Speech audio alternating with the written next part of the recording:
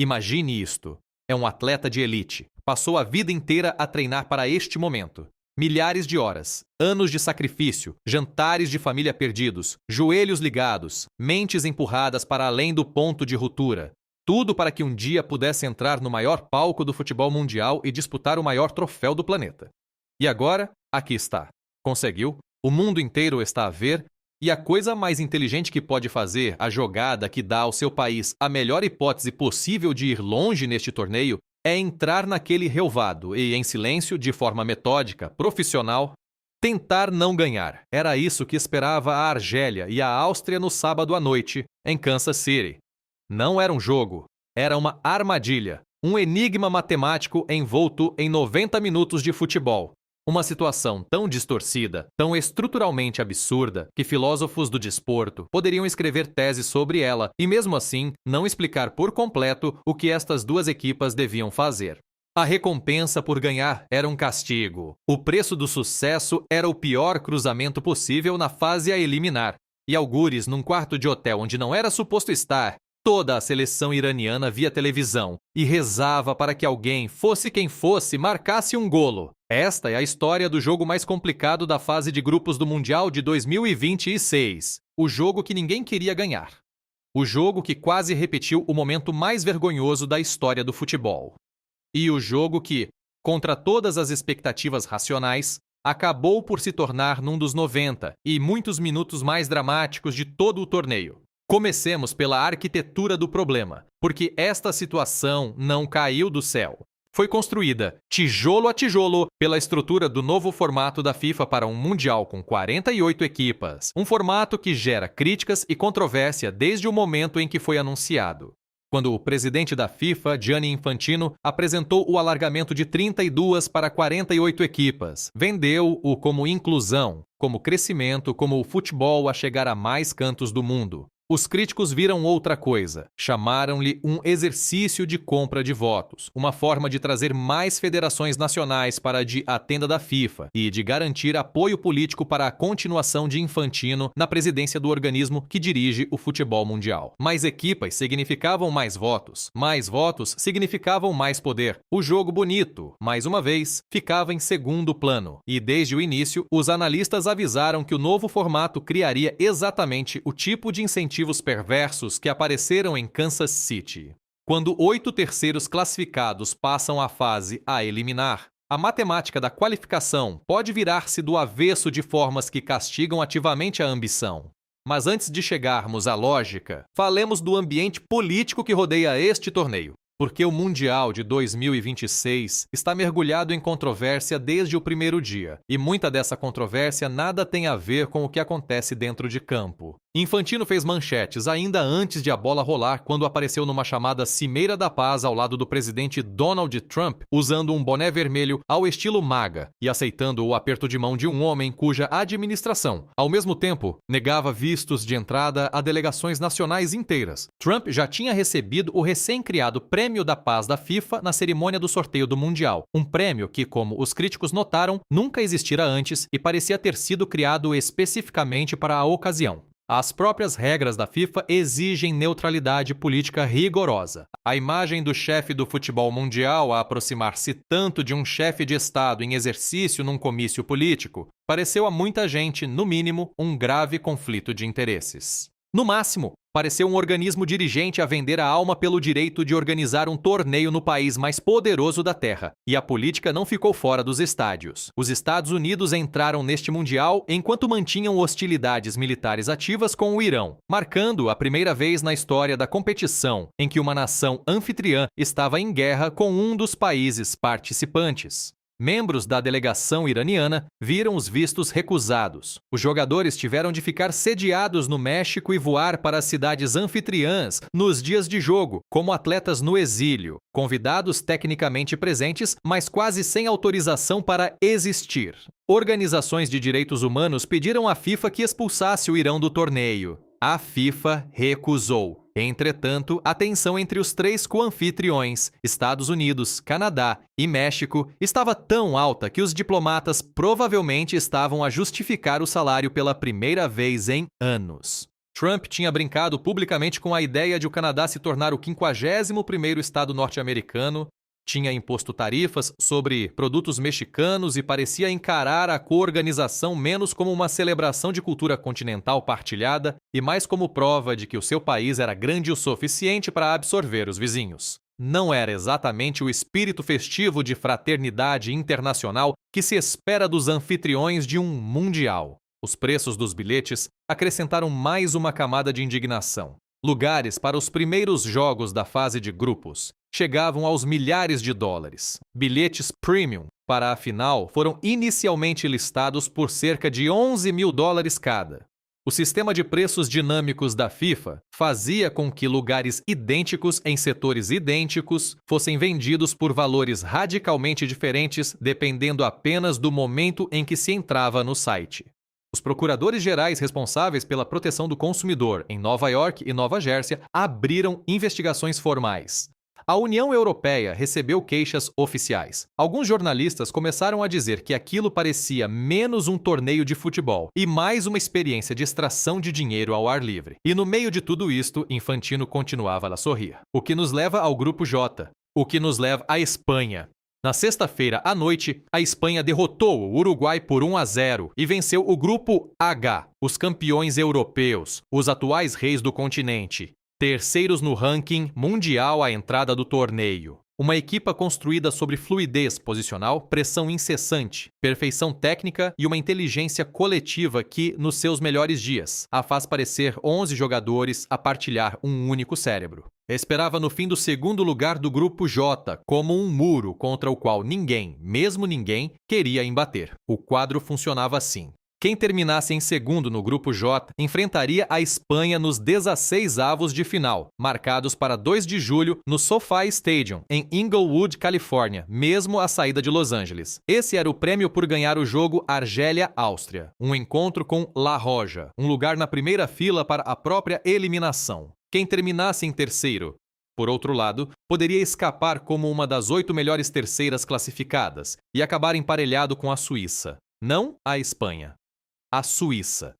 A diferença entre esses dois caminhos não era subtil. Os mercados de apostas abriram as probabilidades da Áustria contra a Espanha acima de 10-1. O castigo por ganhar era matematicamente verificável.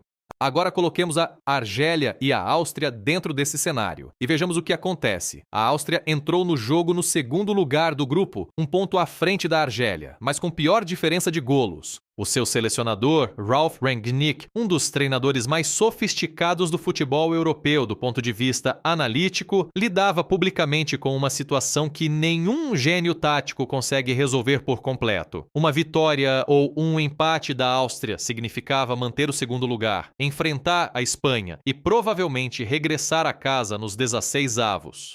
Uma derrota podia fazê-la cair para terceiro, empurrá-la para o lado do quadro da Suíça e oferecer-lhe um caminho real para avançar mais no torneio. Em pura matemática fria, o melhor resultado possível para Rangnick era sentar-se na área técnica e ver a sua equipa ser derrotada. Para a Argélia era mais complicado. Mais perigoso, na verdade. O empate era o bilhete dourado. Levava ao terceiro lugar, qualificava-a como uma das melhores terceiras, permitia-lhe evitar completamente a Espanha e dava a Riyad Mahrez e companhia uma hipótese de luta contra um adversário muito mais controlável, mas uma derrota não era apenas má. Era catastrófica. Os modelos estatísticos davam à Argélia menos de 1% de hipóteses de seguir em frente se perdesse. Perder significava ir para casa. Portanto, a Argélia não podia simplesmente decidir entregar o jogo e deslizar para uma irrelevância confortável. Tinha de evitar perder e, ao mesmo tempo, não tentar realmente ganhar. Tinha de jogar com intensidade suficiente para não perder, mas não tanta que acabasse por vencer. Tinha de passar pelo buraco de uma agulha quase da largura de um fio. E se isso não bastasse, havia uma terceira parte a ver todo este drama com um interesse que ia muito além da observação casual. O Irão já tinha completado a fase de grupos, tinha jogado seus jogos, conquistado seus pontos, e agora estava num quarto de hotel à mercê dos resultados dos outros. A sua sobrevivência no torneio dependia de um cenário muito específico. Não precisava que uma equipe em particular ganhasse. Não queria saber quem ficava em segundo ou terceiro no grupo J. Só precisava que alguém ganhasse. Qualquer vitória. Porque um empate, o mesmo empate que era o sonho da Argélia, era o cenário de eliminação do Irão. A resolução ideal de uma nação era o funeral de outra. O empate cauteloso, perfeitamente executado pela Argélia, era, visto de Teherão, uma tragédia nacional. Se tudo isto parece algo que já aconteceu, é porque aconteceu. Há 44 anos, na cidade espanhola de Gijón, exatamente as mesmas duas nações, com a Alemanha no lugar da Áustria, protagonizaram um dos atos mais publicamente desprezados da história do desporto, o Mundial de 1982, em Espanha. Grupo 2, Alemanha Ocidental contra a Áustria. A situação foi montada de forma quase idêntica, exceto que, nesse caso, o arranjo estava menos escondido. Se a Alemanha Ocidental vencesse por exatamente 1 ou 2 golos, ambas as equipas avançavam. E a Argélia, que já tinha disputado o último jogo do grupo e assistia de fora, seria eliminada. A Alemanha Ocidental marcou ao 10º minuto por Horst Hrubesch e depois, com todo o estádio a olhar incrédulo, as duas equipas simplesmente deixaram de jogar futebol. Durante mais de uma hora, trocaram a bola para o lado, para trás, em círculos lentos, sem direção concreta, sem intenção de marcar ou sofrer. Os jogadores caminhavam entre posições. O jogo movia-se ao ritmo de uma peladinha de domingo de manhã. Os adeptos espanhóis no estádio El Molinón ficaram tão revoltados que começaram a assobiar, depois a vaiar. E alguns chegaram literalmente a queimar dinheiro nas bancadas como declaração sobre o valor daquele jogo. O banco argelino via tudo à distância, percebendo lentamente que estava a ser roubado em plena luz do dia, com o mundo inteiro como testemunha. Ficou conhecido como a vergonha de Gijón. E de forma notável, num dos raros momentos em que a FIFA realmente identificou um problema e aplicou uma solução estrutural, o organismo dirigente respondeu com firmeza. A partir do Mundial de 1986, todos os últimos jogos da fase de grupos passaram a ser disputados em simultâneo. Acabou-se ver outro resultado e ajustar. Acabou-se a coordenação. Se quiser manipular o quadro, agora tem de o fazer às cegas, sem certezas, sem saber exatamente o que se passa a algumas centenas de milhas. A brecha foi fechada. O cenário de Gijón tornou-se estruturalmente muito mais difícil de repetir. Mas estruturalmente mais difícil não é o mesmo que impossível. E à medida que a noite de quinta-feira em Kansas City se aproximava, todos os que conheciam a história do futebol usavam a expressão vergonha de Kansas City antes sequer de o jogo começar. O Gol.com escreveu esse título diretamente. Comentadores em 3 continentes discutiam se estávamos prestes a assistir à sequela feia do futebol 44 anos depois, no Missouri. A regra do pontapé de saída simultâneo manteve-se. As duas equipas sabiam o que estavam a fazer. As duas equipas conheciam os incentivos e ainda assim aconteceu algo notável. O jogo não foi uma vergonha, foi uma guerra. A Áustria marcou o primeiro. Marko Arnautovic, com 37 anos e ainda, de alguma forma, a encontrar golos no mais alto nível do futebol internacional, colocou a sua equipa em vantagem aos 28 minutos. Durante um momento breve e desconcertante, a Áustria ganhava um jogo que, estatisticamente, precisava de perder. A estrutura de incentivos estava a ser desafiada por um avançado veterano que aparentemente não recebera o aviso sobre passividade estratégica. A Argélia respondeu antes do intervalo. Rafik Belgali empatou e, de repente, o empate que todos tinham previsto estava de volta. Em teoria, esse devia ter sido o momento em que ambas as equipas levantavam o pé e deixavam o jogo correr. Devia ter sido o início daquele futebol lento, feio e cuidadoso que todos temiam. Em vez disso, Marcel Sabitzer marcou para a Áustria aos 55 minutos e tudo voltou a mergulhar no caos. A Argélia estava outra vez atrás. Se o jogo terminasse assim, a Argélia estava fora. O Irão passava. Toda a estrutura matemática complexa tinha sido rebentada por um médio que decidiu tentar mesmo marcar um golo. Riyad Mahrez, capitão da Argélia, o seu jogador mais condecorado e experiente, um homem que levantou a Premier League pelo Manchester City e a Taça das Nações Africanas pelo seu país, voltou a empatar aos 60 minutos. 3-2 tornou-se o resultado. E 3-2 tornou-se também o pior resultado possível para o Irão. 3-2 significava que a Áustria terminava em segundo, marchava para a da Espanha, e a Argélia passava como uma das 8 melhores terceiras. 3-2 significava que o Irão estava fora. Houve um período estranho por volta dos 75 minutos em que o jogo abrandou. Os passes iam mais para os lados do que para a frente. Os dois selecionadores pareceram aceitar momentaneamente o resultado e deixar o ritmo cair.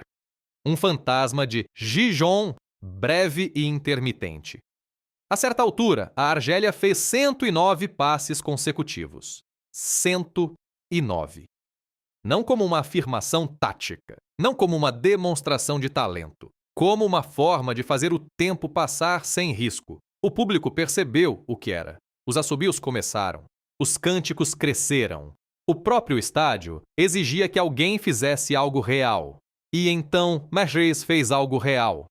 Aos 93 minutos, no terceiro minuto dos descontos, o antigo extremo do Leicester City e do Manchester City recebeu a bola numa zona perigosa, tomou o tipo de decisão que separa bons jogadores de grandes jogadores e disparou para a baliza. O 3-2 tinha passado a ser 3-2 para a Argélia. Argélia na frente, Áustria a cair para terceiro.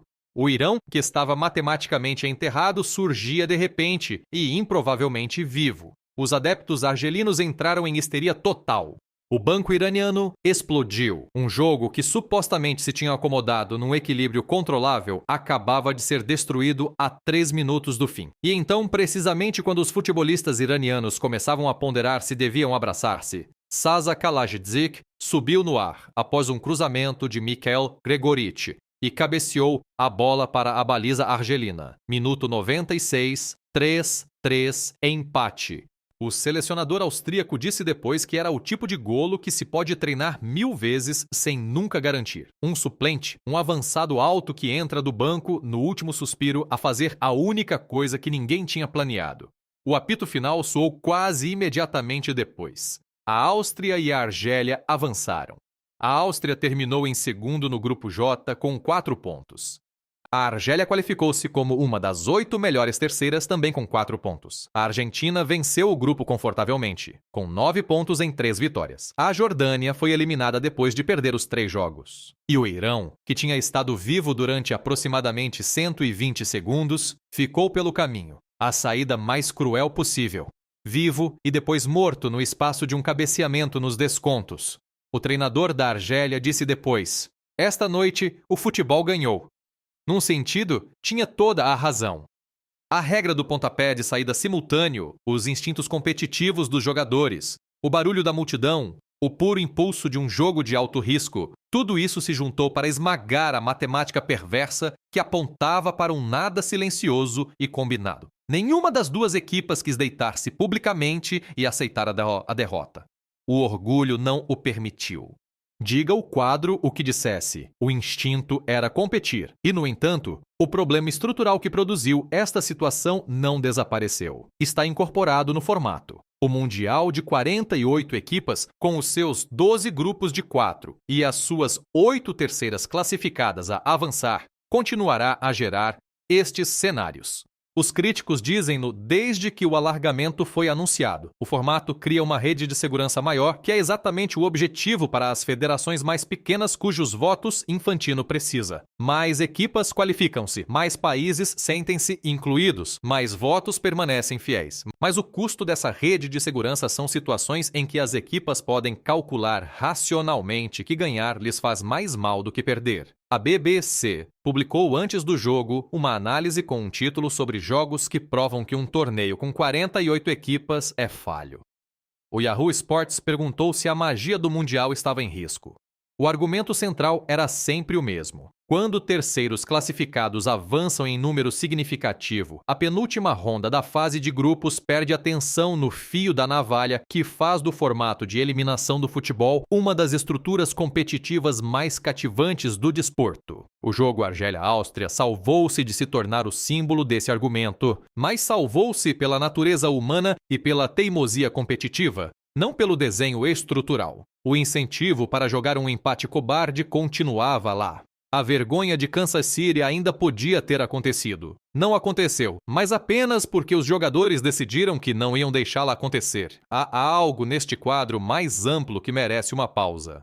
O Mundial de 2026 é o maior da história, disputado em 3 países, com 48 nações, de 11 de junho a 19 de julho. É, por quase qualquer medida, o evento desportivo mais bem-sucedido comercialmente alguma vez organizado. A FIFA projeta receitas superiores a 13 mil milhões de dólares com este único torneio. Esse número merece ser repetido. 13 mil milhões de dólares de um torneio de futebol. Para comparação, o produto interno bruto total de algumas nações participantes é menor do que a receita prevista pela FIFA para este torneio. E, ainda assim, a organização que gera esses 13 mil milhões de dólares mantém o estatuto de entidade sem fins lucrativos, não paga impostos federais nos Estados Unidos, opera sob uma estrutura de governação que os seus próprios membros têm descrito repetidamente como opaca, sem responsabilização e estruturalmente resistente à reforma. O escândalo dos bilhetes, em que procuradores gerais de 2 estados norte-americanos abriram investigações sobre possível fraude e manipulação de preços, acompanhou este torneio não como um escândalo que interrompeu a festa, mas como ruído de fundo que todos deviam tolerar em troca do espetáculo. Infantino sentou-se ao lado de Trump no sorteio, aceitou um prêmio da paz que não existia antes de o receber, dirigiu um torneio num país que estava ativamente em guerra com uma das nações participantes e pareceu completamente despreocupado com esse facto. E durante tudo isso, o futebol continuou. Talvez seja esse o ponto. O futebol continua sempre. Esse é o maior trunfo político da FIFA. O torneio é tão fascinante e o desporto é tão belo quando funciona de verdade que a crítica é absorvida e esquecida pelo drama de um suplente a marcar de cabeça o empate aos 93 minutos. Mahrez a correr para a bandeirola de canto depois do golo. O banco austríaco a explodir após o cabeceamento de Kalajdzic.